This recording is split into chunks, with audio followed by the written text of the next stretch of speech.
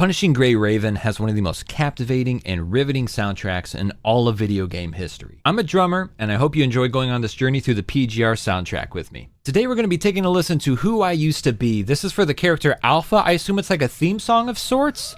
I don't totally know how like the promotional stuff goes for PGR. Ooh. Electric guitar and chants right off the rip. I'm immediately getting arena rock vibes.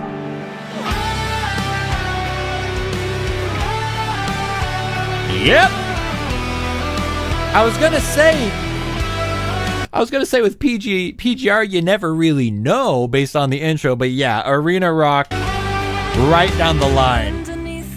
Oh, full vocals. For reflection in your eyes, who am I inside? Hatred lingering. Let's let this rip one time through without pausing and interrupting, and then we'll go back and re-listen to it. Break down some of my favorite moments. Right into it.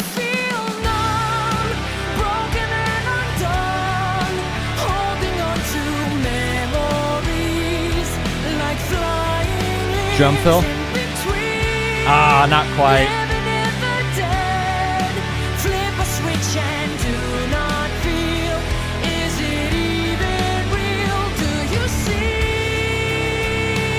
Yeah, the tag.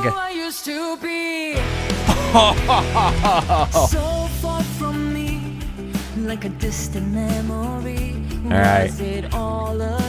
Percussion is pretty interesting here. Nice, nice ass drum fill right there.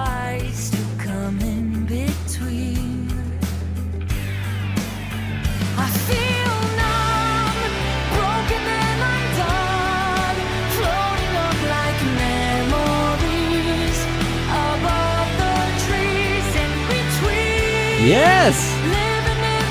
So we should have an instrumental turnaround or a bridge coming up here after this second chorus.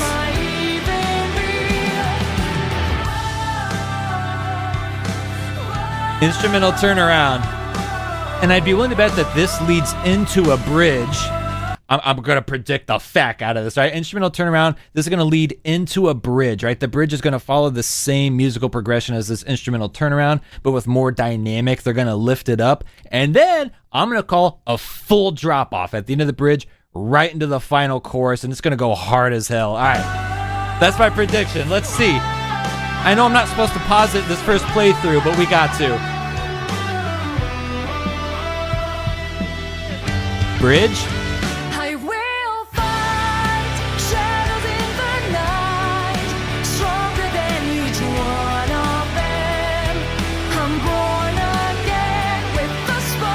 Hey, you know, actually, this might be... Musically, this is a chorus, isn't it? Lyrics are different.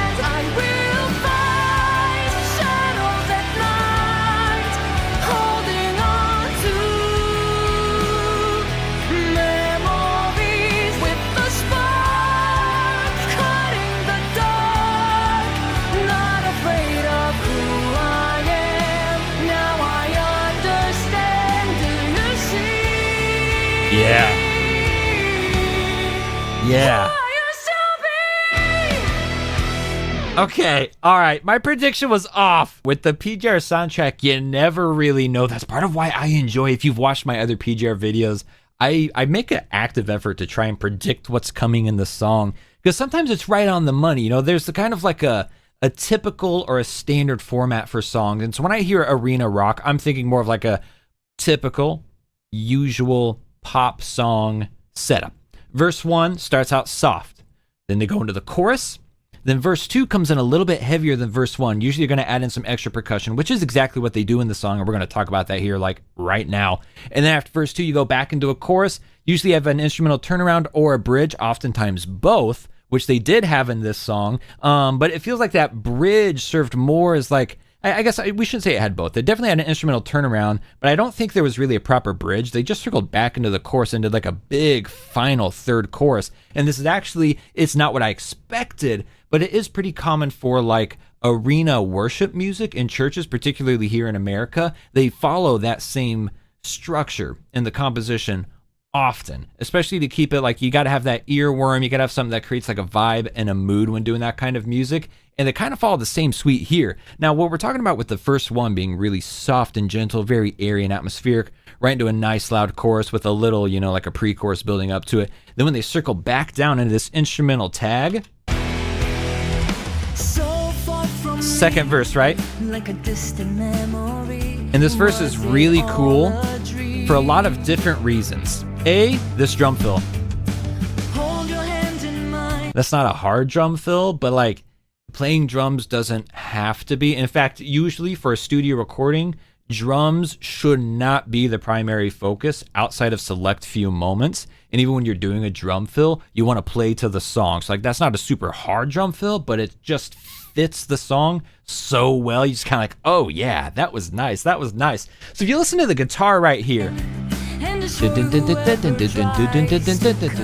3, 4, 5, 6, 7, 8. 1, 2, 3, 4, 5, 6, 7, 8. 1, 2, 3, 4, 5, 6, 7, 8. 1, 2, 3, 4, 5, 6, 7, 8. We're gonna go back. So you've got the guitar basically just plucking those eighth notes. Meanwhile, on the drums, the hi-hat, if this were me, I love playing eighth notes on hi-hat because it feels so fun and funky. They're sticking with just the straight 4 count here. I went back too far. Who I used to be, so far from me, like a 1, 2, 3, 4. 1, 2, 3, 4. 1, 2, 3, 4. 1, 2, 3, 4. 1, 2, 3, 4, 5, 6, 7, 8. 1, 2, 3, 4, 5, 6, 7, 8. Right? You've got that contrast between what the electric guitar is doing and what the drums are doing. And by doing that, you're not only creating like a better dynamic by filling in more space, but you're not over accentuating or over punctuating those eighth notes. Whenever you over punctuate eighth notes, it can get like busy is probably the best way to put it. It can get overly busy and really throw off the dynamic when you're putting that much oomph into that many notes in such a short period of time. So I think really smart composition here. I think it had to go one way or the other. If you went with eighth notes on the hi-hat, you would need more open strums from the guitar right here, but that's kind of what they do throughout the chorus, just big open notes on the guitar. So having the guitar changing it up and giving us more of that, you know, percussive backbone, more of that bounce throughout the verse, it creates a really nice dynamic with the drumming. And destroy whoever tries to come in between.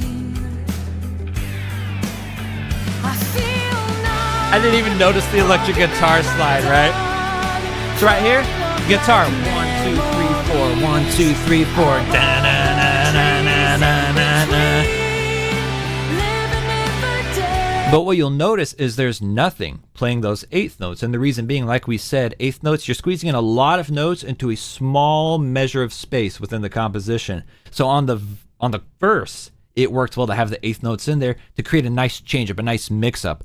We talk about this often, how especially when they're following a more poppy composition, verse 1 stays empty, verse 2 gets filled up with a lot of motion and movement. For the choruses, they're going for that big arena rock sound, which doesn't require a lot of movement. It requires a lot of noise, a lot of volume. So you've got distorted electric guitar, just da-na-na-na. And then on the drums, are they hitting the hi-hats? If they're hitting the hi-hats, they're open and sloshing. I think they're just on like a crash ride here. Yeah. And again, it's just those quarter notes, right? So you hear this song playing at the United Center in Chicago. And yes, that is just me like coping and hoping. Everybody's clapping with that snare here, right here. That is as classic arena rock as it gets. And then just back into a big ass last chorus. I'm born again with the spark, slashing through the dark, not afraid of who I am, just hold my hands, I will fight shadows at night. And then here at the end, they pull it back even further. Dun dun dun ch. Dun dun dun ch. Dun dun dun ch. Dun dun dun ch. Now I understand, do you see who I used to be? Yes! All right, chat, serious question. Do we do a drum cover of that song? Yes or no? Leave a comment and let me know. If you like this video, share with your friends. Share it in Discord, on Twitter, with everybody you know. Send it out like it's the gospel. Subscribe to the channel. Like the video. And we've got links to Twitter and Discord in the description down below. Maybe even the pinned comment if I remember to do it this time. But I'll catch you in the next one. If you like the PGR, show it some love. I'll see you around. Love the games. Love yourself. And I love you. Bye.